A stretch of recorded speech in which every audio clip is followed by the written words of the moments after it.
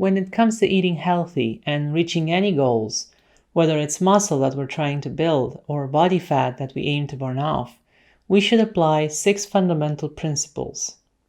These next 6 rules are essential and they apply to everybody because they provide the framework on which anyone can build their own nutritional approach that will work for them. In this episode, we'll be going through the first 3, and you will hear why these are important and how you can make them work for you. So here it is.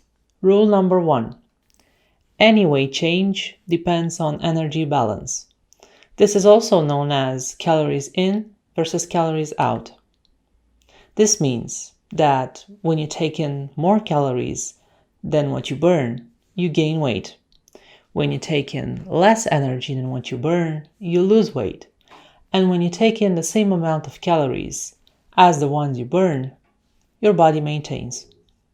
So if you reduce energy in and increase energy out, your body weight goes down. This rule is based on the first law of thermodynamics. As sciencey as that sounds, the law states that energy can neither be created or destroyed, only transferred from one state to another. To produce energy, we need nutrients from food. When the body requires less total energy than what we ingested, then we trigger something called storage mode. Any nutrient, whether it's carbs, fats, or protein, can be stored as body fat under different pathways. The reason why people get confused around the validity of this rule is because there are many factors that can influence both sides of the calories in, calories out equation. For example, things like the way we absorb nutrients from different types of food. There are more available nutrients in 100 grams of rice than in 100 grams of cabbage. Also, the way we chop and cook our foods. When we eat whole nuts, we only absorb about 70 to 75% of that available energy. But if we consume the same quantity of nuts turned into butter, then we absorb 97% of that energy. Peanut butter's my favorite thing in the world! Gut bacteria, its quality and specificity for each person. We absorb nutrients very differently because we each have a different gut bacteria profile. And things like food intolerances, allergies, gut inflammation, autoimmune disorders, they all influence how that gut bacteria works. These all affect how we intake energy from food. And then calories out depends greatly on a number of factors, such as stress levels, because stress triggers high levels of cortisol, and cortisol in turn increases insulin resistance, which puts the body in storage mode. Quality of sleep. Poor sleep or too little sleep prevents hunger hormone regulation, slows down recovery, and decreases energy output. Amount of daily non-exercise activity. And this one gets underrated the most, because we tend to ignore the amount of energy we would consume if we were to walk more, to not use the car as much, or to simply stand more often when we work. Also, quality and degree of food processing.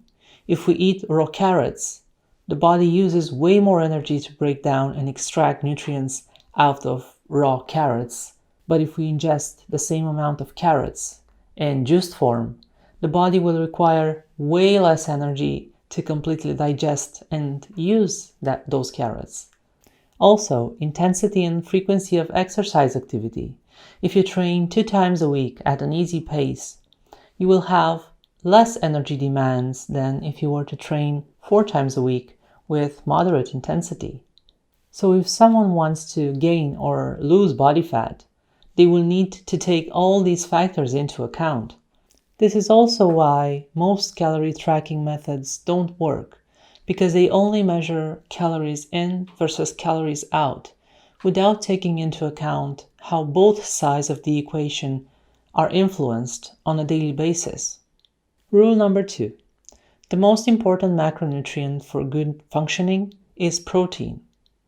For starters, protein helps you feel full for a longer time because it takes longer to digest protein compared to the other macronutrients. Protein also has a greater influence on satiety hormones, which means they trigger a larger quantities of these hormones than the carbs or fats. In other words, you feel more full after you eat 30 grams of protein compared to how you feel after you eat 30 grams of carbs. In plain English, you're going to feel more satiated after you had some chicken breast than after you ate a banana. When it comes to watching over the total nutrient intake, it's way easier to eat less in a day when there's enough protein intake. Another great reason why protein is essential is because without adequate protein, the body cannot function well.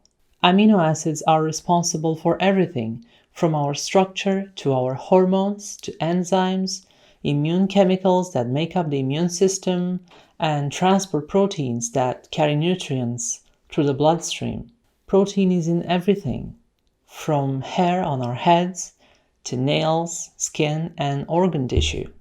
And when we don't eat enough protein, our bodies take it from muscle. This is especially true when we are in a caloric deficit. My question is, who wants to lose weight but lose muscle at the same time too, only to feel floppy and soft 10 kilograms later?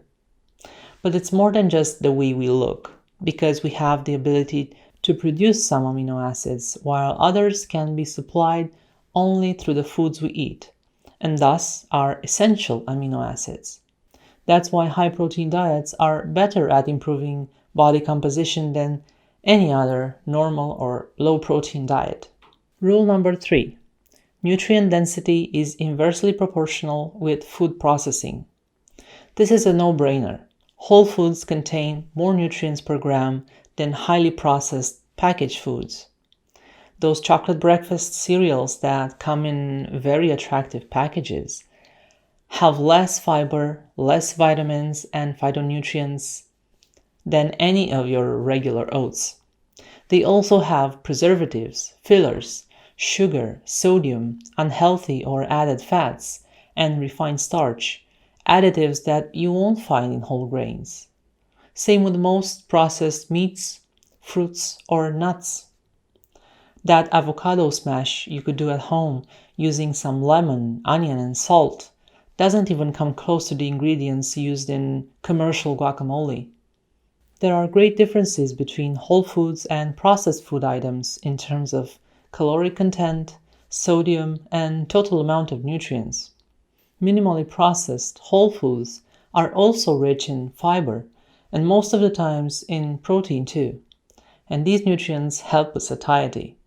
It's important to know this relation between nutrient density and degree of processing so we can have a useful image and identify to what extent we can use processed foods and what's the amount of processing that we're okay with. This way we can differentiate between peanuts, peanut butter, and peanut butter cookies. So when we decide which ones to eat, we also know how that is going to affect us. The best combination of nutrients and calorie density for improving health and promoting a good body composition is a diet based on high nutrient-dense foods and low in calorie density.